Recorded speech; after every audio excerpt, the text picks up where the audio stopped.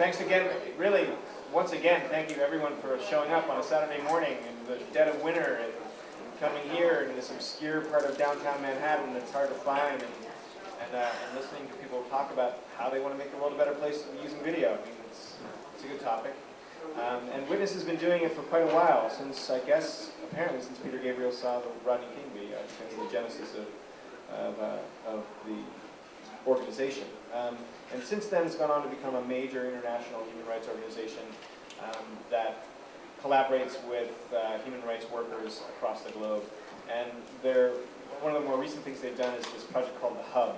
And some of you may or may not have heard of it. It's pretty interesting. And Priscila Neri is she's the content coordinator. Is that your official title? Content coordinator? I don't know. It changes something a like lot. That. Something like that. She's sort of overseeing what content's on the Hub. So she's going to talk about the Hub, and after that, Maria Vick from Paper Tiger TV will lead you in the next exercise.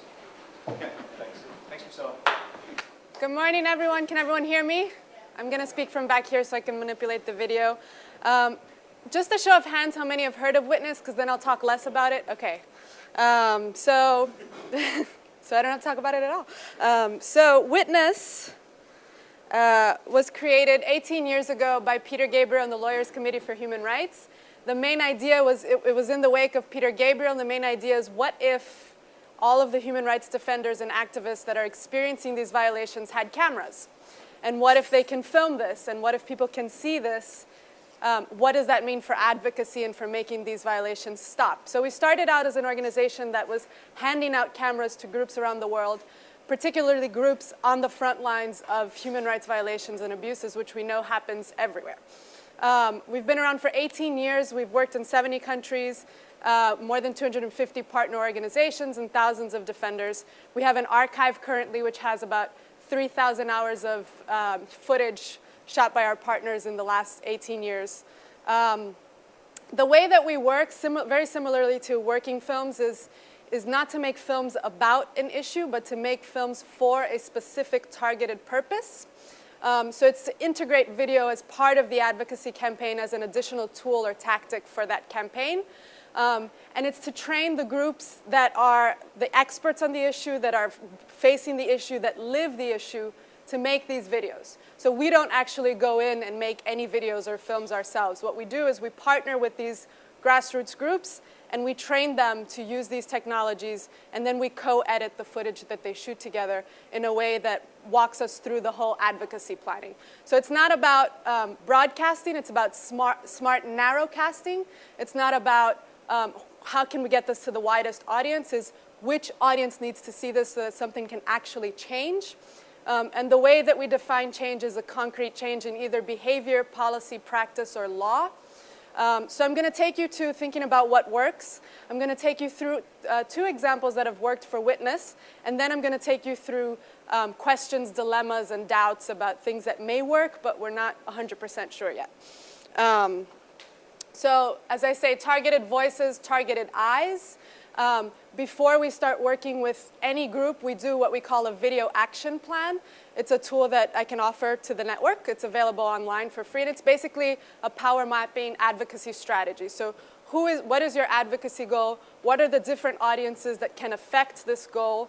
And then what are their current perceptions about this issue that you're trying to change?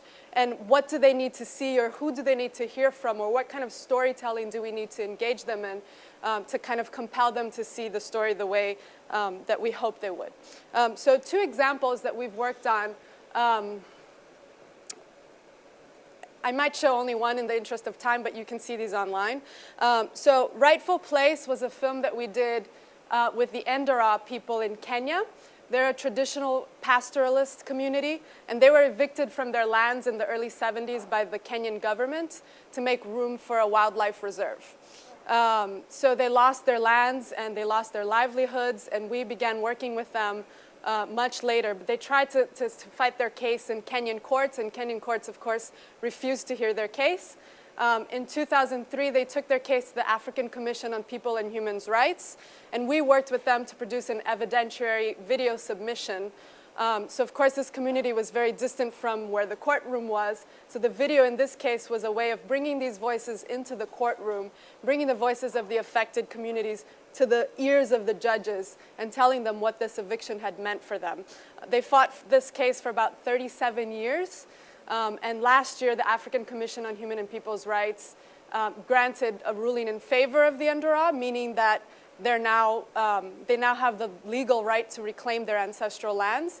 But that was a bit of a symbolic decision until 2 weeks ago when the African Union endorsed that decision, which now means that the Kenyan government is legally obliged to return their lands and compensate the Ndora for their losses. So this is huge. It's justice delivered at the highest levels of African justice. It's a video made by the community themselves, and it's a 40-year struggle that's coming to the end. So I'm going to show you a little excerpt of this video that we're very excited about. Indorois jiwa koti ta kalenjin ko kimenye a right up pokoria ag mochongoi a komuswek chile kichigei akoron tuchotoi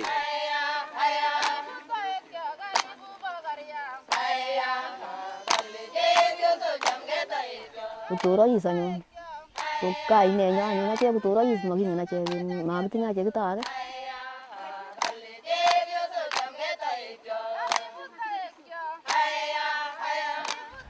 kit ni yon ala po turois ko ke ateptanyo kita ne kiteptoi agus tuguk chekiyoe ku yokiyoe tumotinwok ne ko tuguk chuchochi yon ale apo turois.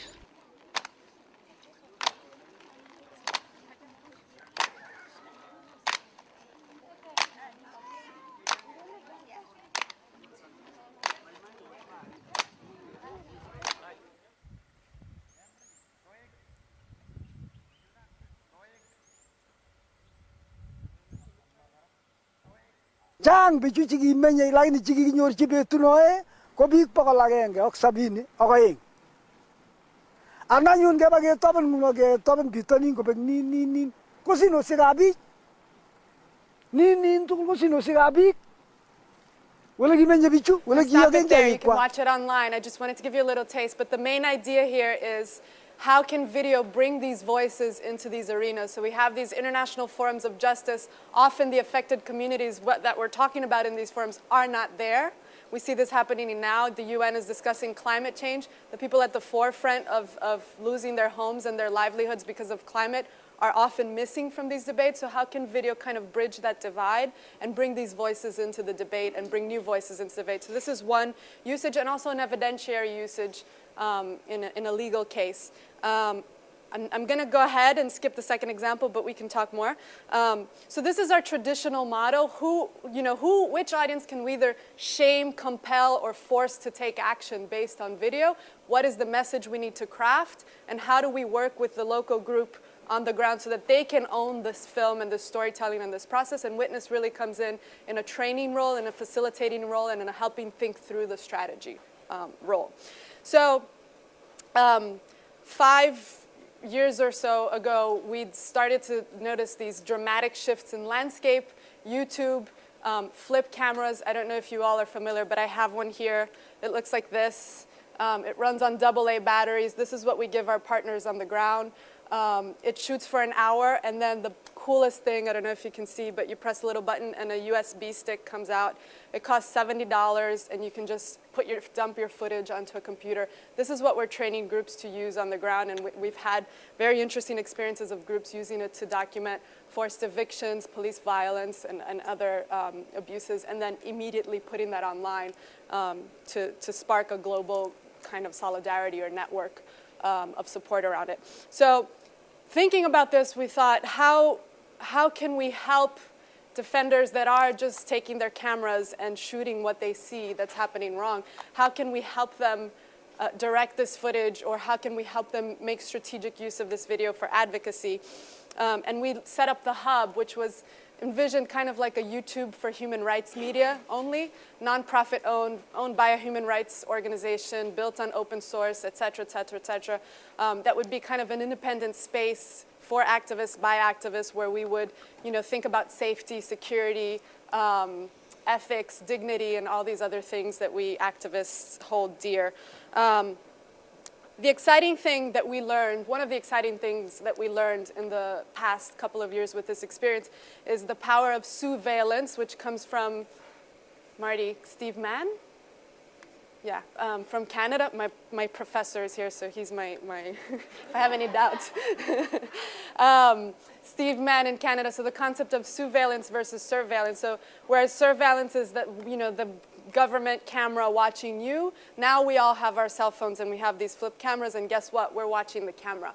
So it's a very interesting concept of inverse surveillance that we're excited about. Everyone's still learning about it, but this is an example that we often talk about. I'm going to show a little bit of just a second of the video, and then I'll talk about it.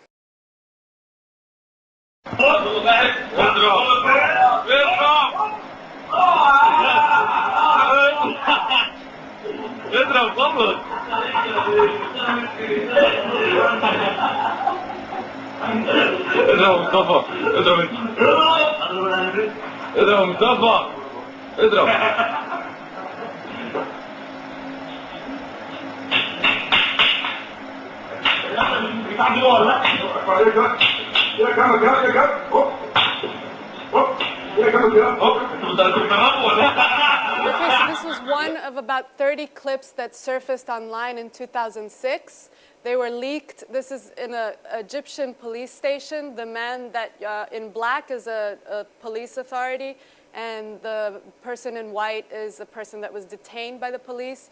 This was one of 30 clips that started to pop up around YouTube and other sites online in 2006, and they were actually filmed by the police officers themselves, who would later send these video clips to people as a threat, saying this is what happens if you get arrested. And this is frankly the lightest one. The most harrowing one shows someone who's detained being sodomized by the police officers.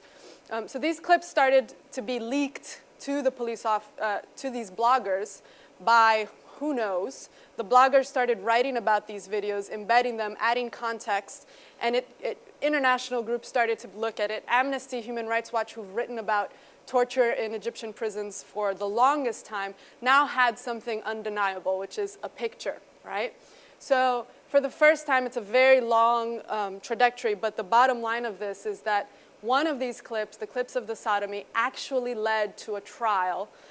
Two police officers were actually put on trial for police abuse, which may seem small, but as activists we know it's the small victories that get us to the big, long-lasting change that we all dream about.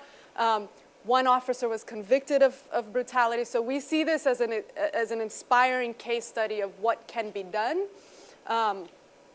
Again, what worked here, going back to the theme for the day, I mean, you had a network of bloggers, you had a network of activists, you had context. So if you just saw this clip on its own, you wouldn't necessarily understand it.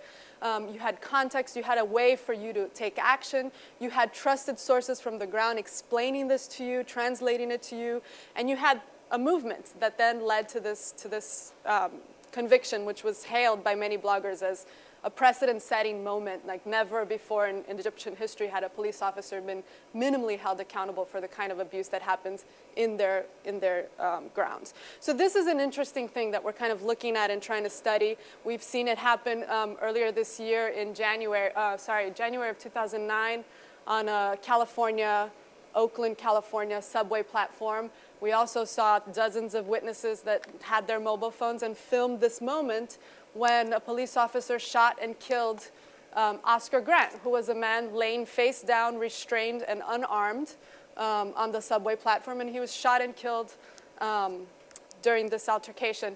And of course, we all know what could have happened had there not been video. How would this police report have been written?